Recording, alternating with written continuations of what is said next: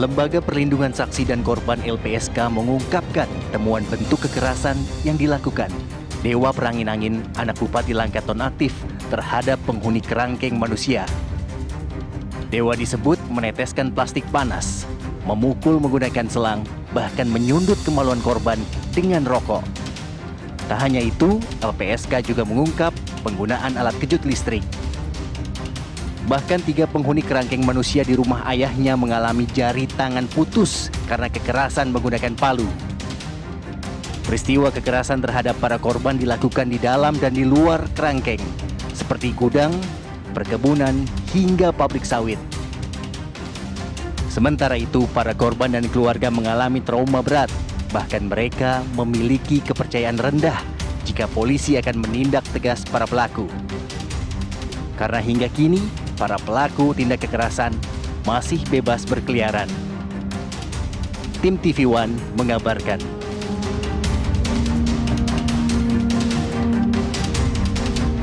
Oke, kita sudah bergabung dengan narasumber pada pagi hari ini. Sudah ada Kombes Hadi Wahyudi, Kabid Humas Polda Sumatera Utara, dan Maneger Nasution, Wakil Ketua LPSK RI. Selamat pagi, Selamat Pak pagi, Kombes. Bapak-bapak. Assalamualaikum. Assalamualaikum warahmatullahi wabarakatuh. Mas Baik. Arif, Saya- Mbak Rati, Pak Hadi. Selamat Oke, pagi Pak. Saya saling Ya. menyapa dulu ya pagi hari ini ya. Pak Kabid, saya mau ke Pak Kabid nih. Kalau melihat Lembaga Perlindungan Saksi dan Korban LPSK menemukan fakta baru yang menunjukkan dugaan keterlibatan anak Bupati Langkat nonaktif dalam penyiksaan korban kerangkeng manusia hingga korban ini tewas meninggal dunia. Sejauh ini bagaimana penyidikan kepolisian? Apakah memang benar adanya? Ya, jadi kami sampaikan bahwa penyidikan yang sudah dilakukan sampai dengan saat ini oleh Polda Sumatera Utara memeriksa lebih dari 80 saksi, termasuk yang sudah kita ketahui bersama itu Bupati Langkat nonaktif dan juga keluarga terdekat daripada Bupati Langkat nonaktif. Kemudian yang kedua, kita sudah menaikkan 3 laporan polisi. Yang pertama yang terkait dengan TPPO, kemudian yang kedua laporan polisi atas nama korban Saryanto Ginting, dan yang ketiga laporan polisi atas nama korban Abdul Isnur. 3 laporan polisi ini progresnya cukup baik, kemudian SPDP pun juga sudah kita kirimkan ke kejaksaan, tinggal memang kita menunggu waktu untuk penetapan terkait dengan tersangka. Adapun temuan-temuan dari teman-teman LPSK, kemudian Komnas HAM, tentu semuanya saat ini pun sudah kita dalami. Interogasi yang juga dilakukan oleh penyidik terhadap yang tadi disebutkan pun juga sudah kita lakukan. Pak Kabid, yang Anda maksud dengan keluarga terdekat dari Bupati Langkat nonaktif ini adalah putranya dari Bupati Langkat nonaktif? Ya, interogasi itu sudah kita lakukan. Oh. Jauh hari sebelum yang tadi disampaikan itu sudah kita lakukan. Namun saat ini masih berstatus sebagai saksi begitu, Pak? Ya, betul. Jadi sampai dengan saat ini statusnya masih sebagai saksi, tetapi progres terkait dengan laporan polisi yang sudah kita naikkan menjadi penyidikan, kemudian SPDP, itu juga sangat signifikan. Oke. Artinya mohon bersabar, percayakan sepenuhnya kepada kami. Kami tidak ada kepentingan apapun juga. Penyidik tidak ada kepentingan apapun juga. Justru kita berkomitmen dengan teman-teman dari Komnas HAM, dengan teman-teman dari LPSK untuk membuka peristiwa ini secara jelas, secara terang benderang. Karena kita ketahui rentang waktu peristiwa ini kan cukup lama ya.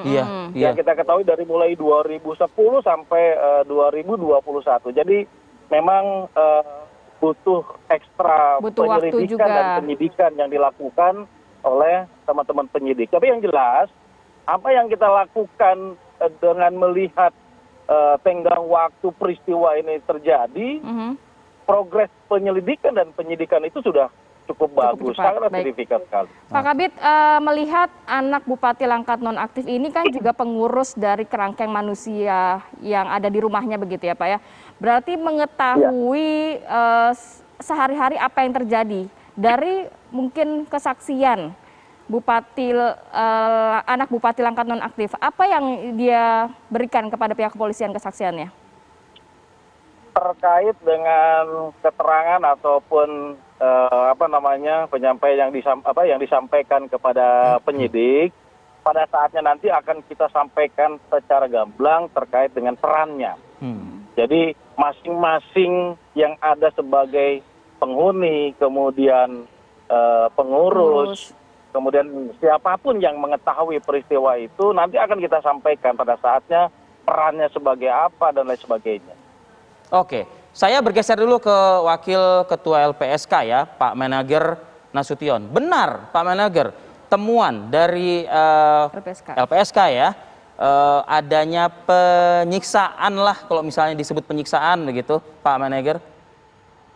Iya, kalau kita mendengarkan paparan dari Pak Hadi tadi, dari kawan-kawan dari Poldasu ya, betul kita sungguhnya sudah melakukan, kita menyebut investigasi ya, sejak Februari sampai Maret yang lalu ya.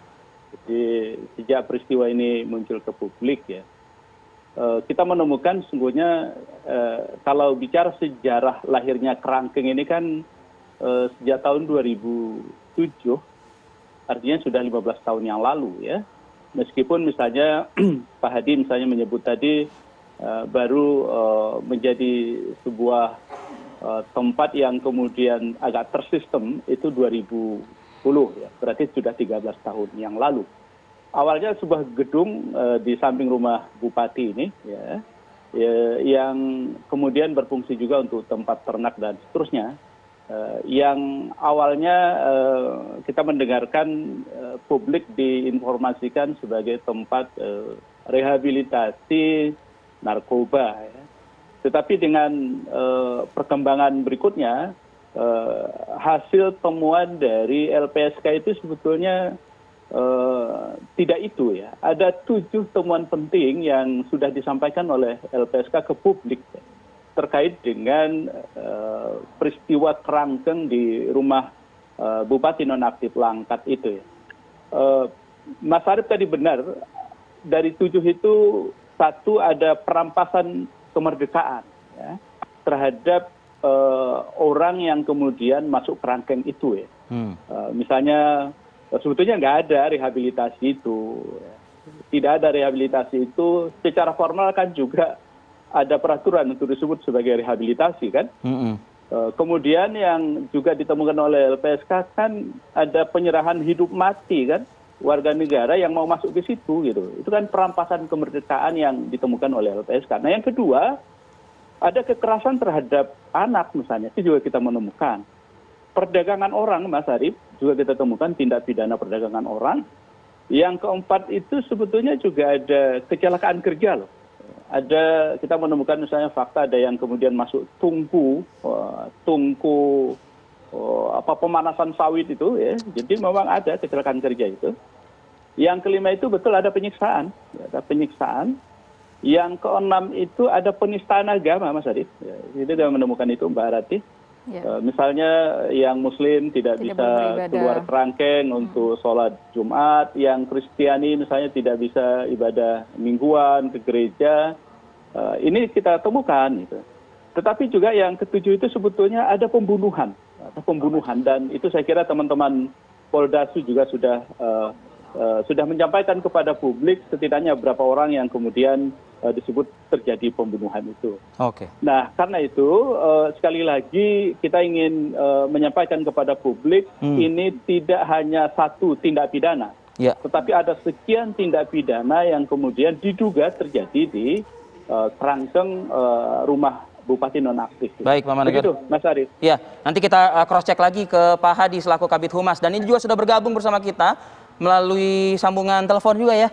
Ini Bang Mangapul Silalahi dari pengacara Bupati Langkat Nonaktif. Kita nanti akan lanjutkan dialog kita pagi ini. Usai jeda pariwara berikut, kami akan kembali.